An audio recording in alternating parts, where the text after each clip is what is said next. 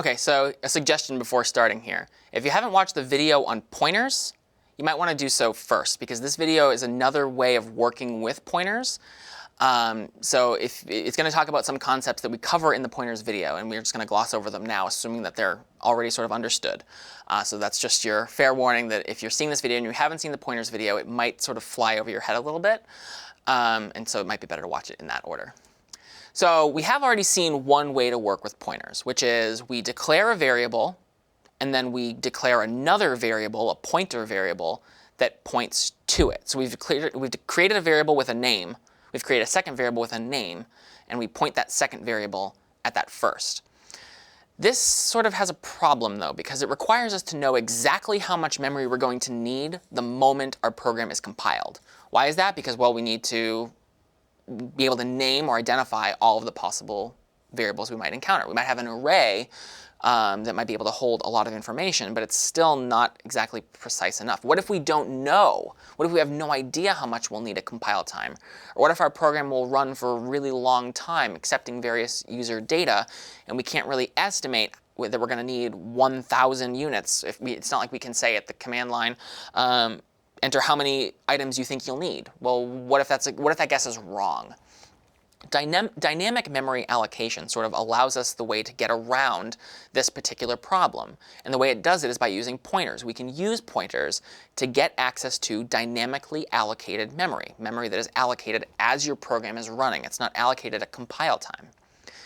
When you dynamically allocate memory, it comes from a pool of memory known as the heap.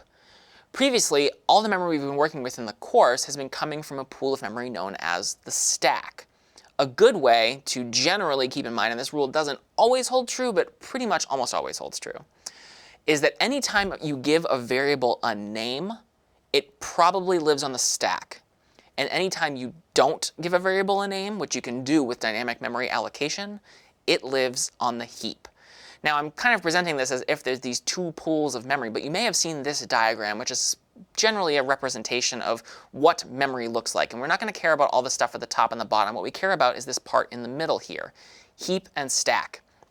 As you can see by looking at this diagram, these actually aren't two separate pools of memory. It's one shared pool of memory where you start in this visual, you start at the bottom and start filling up from the bottom with the stack, and you start at the top and start filling up from the top down with the heap. But it really is the same pool, it's just different spots, different locations in memory that are being allocated.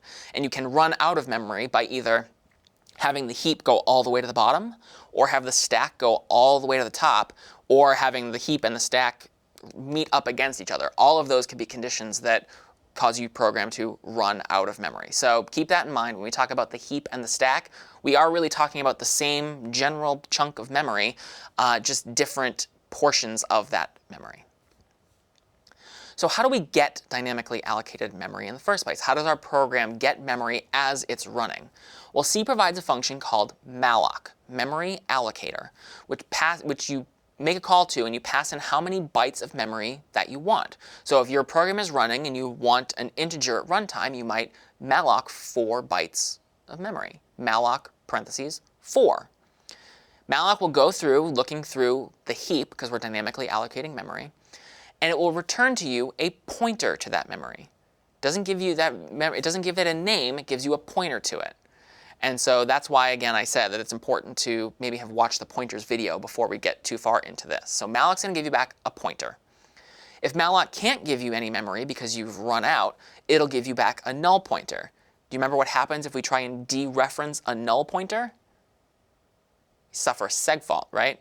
That's probably not good. So every time you make a call to malloc, you always need to check whether or not the pointer it gave you back is null. If it is, you need to end your program, because if you try and dereference the null pointer, you're going to suffer a segmentation fault and your program is going to crash anyway. So how do we statically obtain an integer? Int x. We've probably done that a bunch of times, right? This creates a variable called x that lives on the stack. How do we dynamically obtain an integer? Int star px equals malloc 4. Or more appropriately, we'd say int star px equals malloc size of int, just to throw some fewer magic numbers around our program. This is going to obtain for us 4 bytes of memory from the heap, and the pointer we get back to it is called px. And then, just as we've done previously, we can dereference px to access that memory. How do we get an integer from the user? We can say int x equals getInt. That's pretty straightforward. What if we want to create an array of x floats that live on the stack?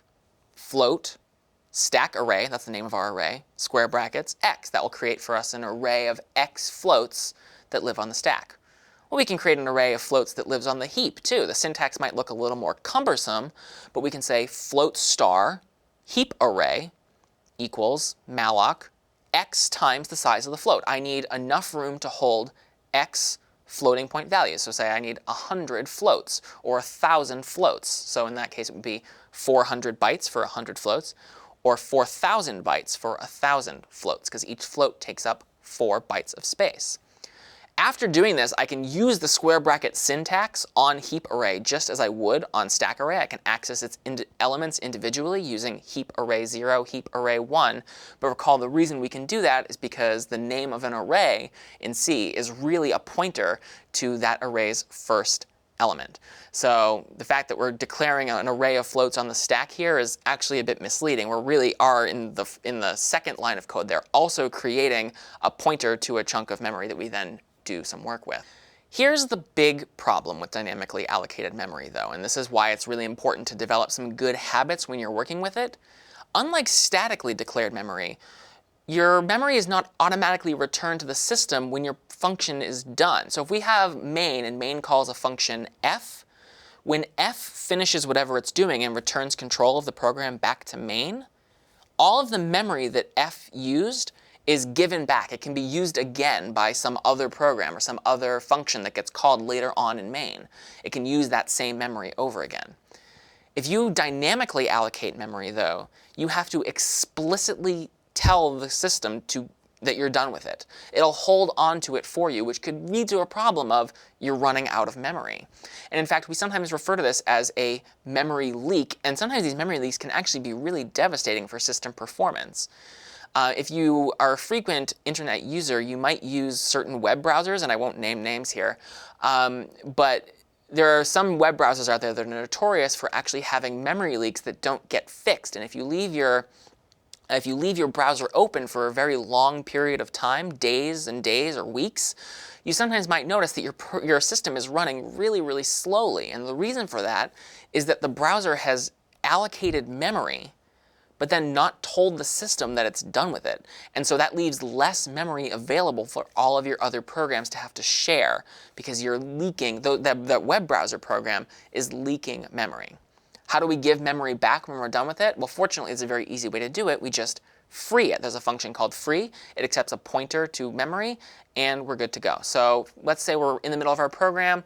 We want to malloc 50 characters. We want to malloc an array that can capable of holding 50 characters. And when we get a pointer back to that pointer's name is word. We do whatever we're going to do with word, and then when we're done, we just free it. And now we have returned those 50 bytes of memory back to the system. Some other function can use them. We don't have to worry about suffering a memory leak because we have freed word. We've given the memory back because we're done working with it. So there are 3 golden rules that should be kept in mind whenever you're dynamically allocating memory with malloc. Every block of memory that you malloc must be freed before your program finishes running. Now, again, in the appliance or in the IDE, this sort of happens for you anyway this will happen anyway when your program is terminated. All the memory will be released. But it's generally good coding practice to always, when you're done, free what you have malloced. That said, only things that you malloc should be freed. If you statically declare an integer, int x semicolon, that lives on the stack, you don't then want to free x. So only things that you malloc should be freed. And lastly, don't free something twice. That can lead to another weird situation. So everything that you malloc has to be freed. Only things that you malloc should be freed. And don't free something twice. So let's go through an example here of what some dynamically allocated memory might look like mixed in with some static memory. What might happen here? See if you can follow along and guess what's going to happen as we go through all these lines of code. So we say int m. What happens here? Well, this is pretty straightforward. I create an integer variable called m. I color it green because that's the color that I use when I'm talking about integer variables. It's a box. It's called M, and you can store integers inside of it. What if I then say int star a? Well, that's pretty similar. I'm creating a box called a. It's capable of holding int stars, pointers to integers, so I'm coloring it green-ish as well. I know it has something to do with an integer, but it's not itself an integer. But it's pretty much the same idea. I created a box. Both of these right now live on the stack. I've given them both names. Int star b equals malloc size of int. This one might be a little tricky. Take a second and think about what you would expect to happen on this diagram. Int star b equals malloc size of int. Well, this doesn't just create one box. This actually creates two boxes, and it also establishes a pointer relationship. We've allocated one block of memory on the heap. Notice that the top right box there does not have a name. We malloced it. It exists on the heap. But b has a name. It's a pointer variable called b. That lives on the stack.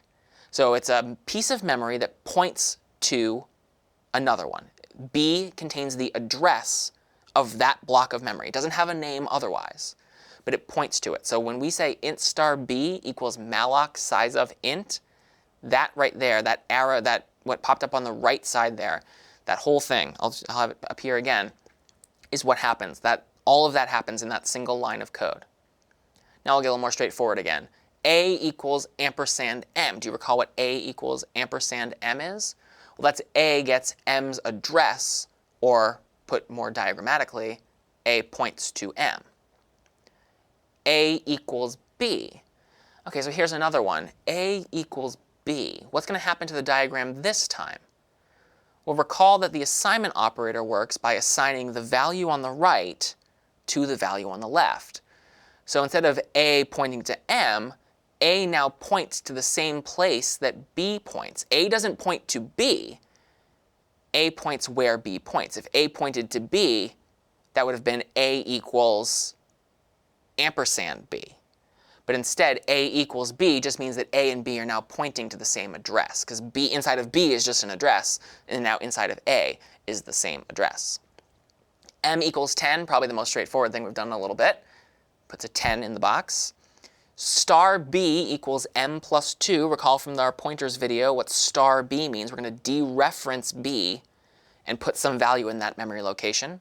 In this case, 12. So when we dereference a pointer, recall, we just travel down the arrow, or put another way, we go to that memory address and we manipulate it in some way. We put some value in there. In this case, star b equals m plus 2 is just go to the variable pointed to by b, go to the memory pointed to by b, and put m plus 2 in there, 12.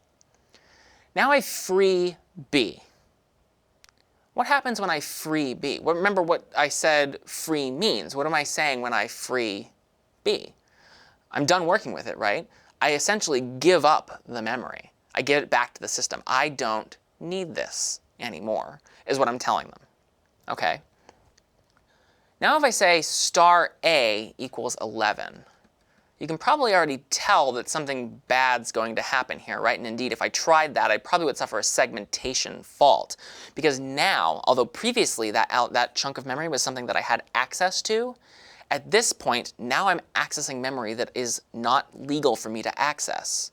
And as we probably recall, when we access memory that we're not supposed to touch, that's the most common cause of a segmentation fault. And so my program would crash if I tried to do this.